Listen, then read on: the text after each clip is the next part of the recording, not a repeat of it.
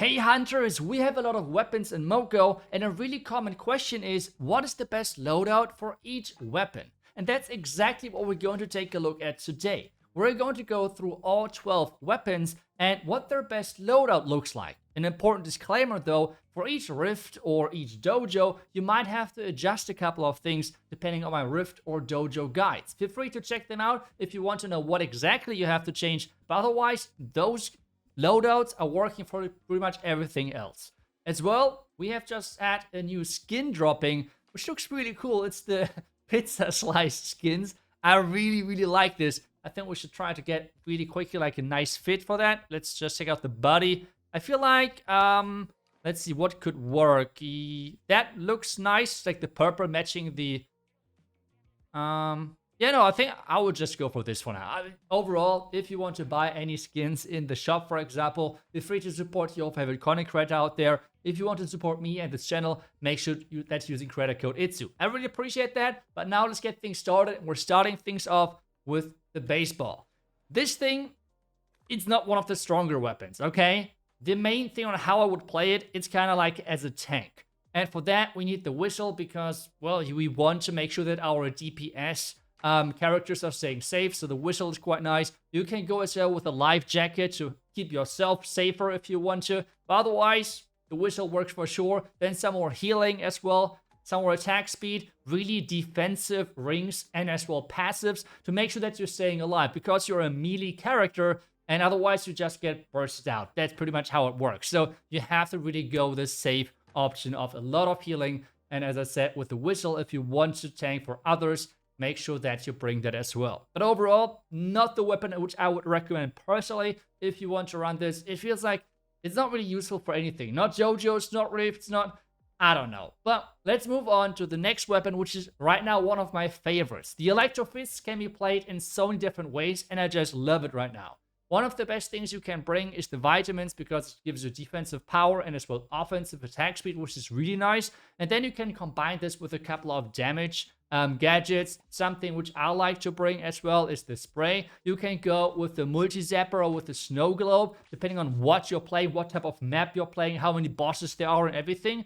And as well, the rockets, I feel like it's not a rounder, which always works. It just gives you nice DPS. And I like to bring overall 2 damage gadgets because I like to bring not only the lightning, which is like supporting the weapon, but as well, which is supporting the gadgets. Otherwise, damage rings, passive, because this is where the damage as well is coming from. And that's pretty much the build for the Electrofists. Next one is going to be the Wolf Stick.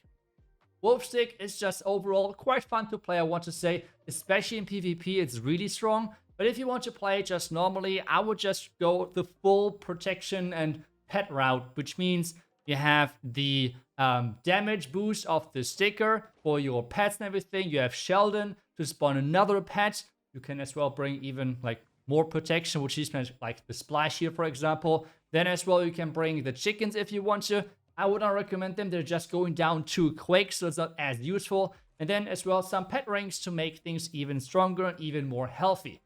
That's pretty much the approach I would go with the Wolf Stick. Let's move on now to the healing, or like to the pretty much best weapon when it comes down to healing, the Staff of Good Vibes. This thing, especially if you're running around the maps in like a big ball, you can be so efficient. It's scary. You can heal so much. I love if there's like 1 or 2 of those players in those big runs of like 30 players or something running around the maps. That is just so cool because this means pretty much no one dies ever. And to make sure you're only going healing, as well, give yourself some more healing with the rings as well. And something which I for sure recommend is give you a little bit of more health so you're staying alive and make sure that you can heal others. That's pretty much your entire job with this weapon. The next one is one of the best tanking weapons, the Toothpick.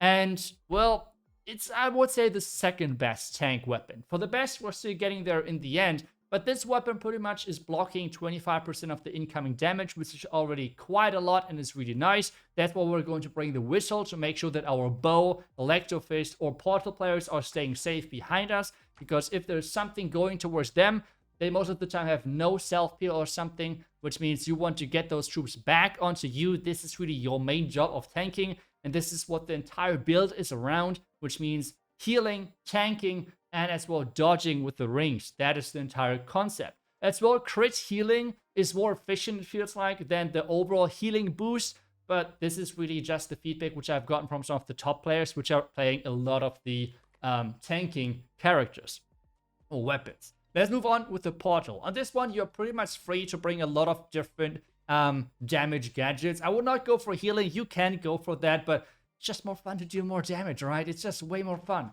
You can as well bring the multi-zapper. You have the option of going with the spray. You have the option with the snow globe. I would always go, if possible, with the rockets or with the multi-zapper on the right slot, because that is the slot which you're going to have as well, like reloading with your weapon attacks itself, and then you have another shot of that. So I like the rockets, especially if you're running around with the regular world, like hunting for quests and everything. That's just really efficient, and you're supporting the entire thing with your passives and with your rings to do even more damage.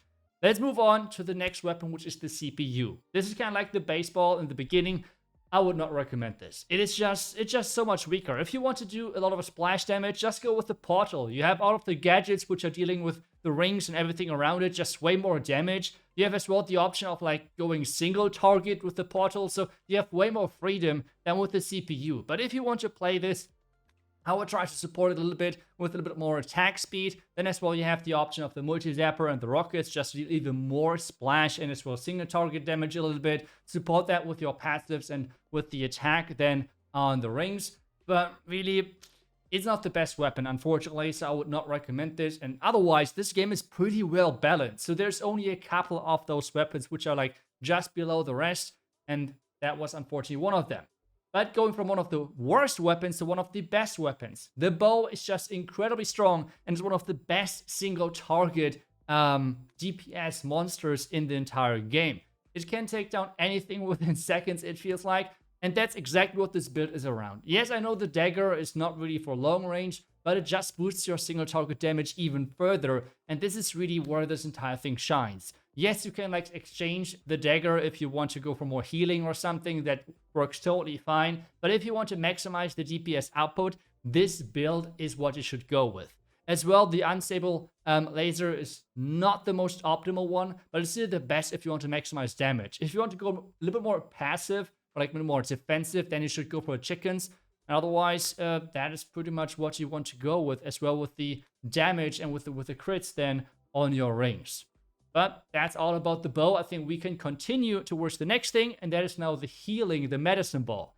Again, not the strongest weapon overall, but if you want to heal, it is quite nice. As well, the whistle, as you're like a tank. But if you want to go more the healer route, you can replace the whistle as well with the vitamins, because this means you're attacking faster, you're healing yourself, and attacking faster means that you're healing others around you more often as well. So this really depends on what your overall goal is. So if you're more the tank, use the whistle. If you're more like the healer, then use the vitamins. So really make sure that you're attacking even faster and can heal the others even quicker. Otherwise, everything as usual, the healing passives, the healing rings, make sure that everyone around you is not going down. Next one, the Dagger. It's one of my favorites, and this is one of the best weapons if you want to move around the maps quickly without getting detected and just snipe specific troops or like specific monsters which are on your project list. Really nice. And as well, you can bring the explosive six-pack if you want to move around the map even faster. But if you want to have the single target damage to like snipe down one specific monster, just go with the vitamins, go with the sticker, and then go with the Dagger, because this just means you can single out one specific monster really quickly.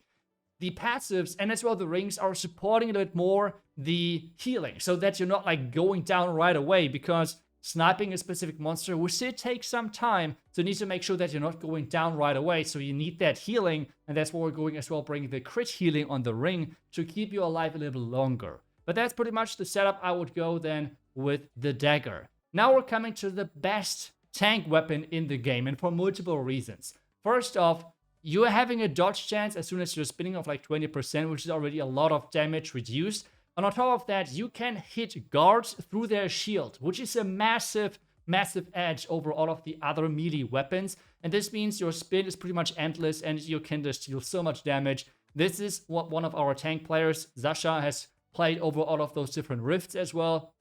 and he has smashed it. It's just incredible how tanky you are with this setup. The whistle is just incredible to keep everyone behind you safe, which is at the end of the day the purpose of the tank, and it's giving you healing as well. So I would definitely recommend to you this setup, and especially with everything going around you, you have even more damage output because you have the splash damage of your weapon. Moving on now, getting to one of the last weapons, to be honest, the last weapon overall is the Buzzkill. This thing is really cool, and I think I underrated it a little bit with my tier list. It has one of the highest CPS in the entire game if you're spawning your bees. It takes some time for them to spawn, but that's why we're bringing the vitamins to have a quicker attack speed and make sure everything stays alive.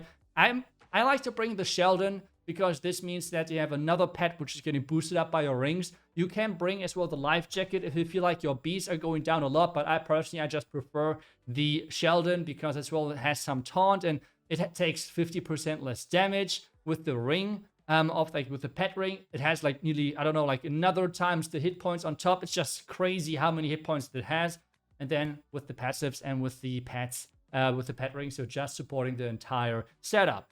And this is the best build for every single weapon in the game.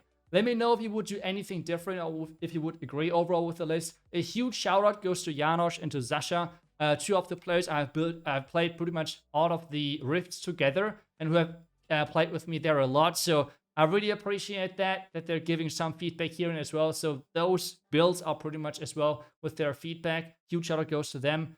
And otherwise, thank you so much for watching. I will see you guys back within the next few days with the next Moco video. Until then, see ya and bye bye.